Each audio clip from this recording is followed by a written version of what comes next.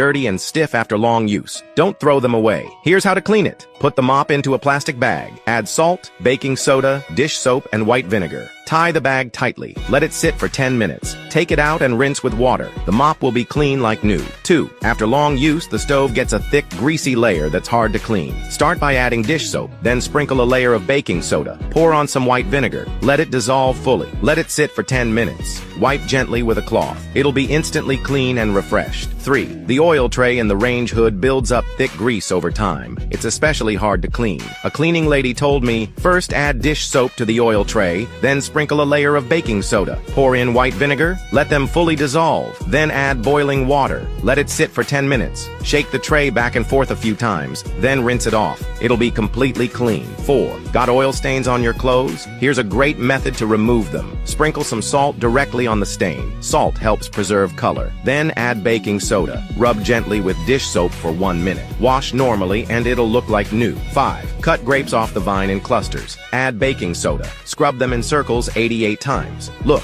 with baking soda, dirt comes off more easily. 6. Mix beer with baking soda. Kitchen grease wipes off easily. 7. Stove mold turning black. In a bowl, mix dish soap, disinfectant, and baking soda. Add water and stir to dilute. Pour into a spray bottle and spray on the mold. Let sit for 5 minutes. Wipe with a cloth and it's sparkling clean. 8. Sink always smells bad? Here's a trick. Mix floral water, a few drops of medicated oil, and a spoonful of baking soda in a bowl. Add some water to dilute. Stir well and pour it down the drain. Now the drain will never smell again. 9. Cups build up tea stains over time. Here's a simple way to clean them. Add baking soda and white vinegar. Let sit for 2 minutes. Rinse with clean water and it's spotless. If you found this helpful, double tap and follow.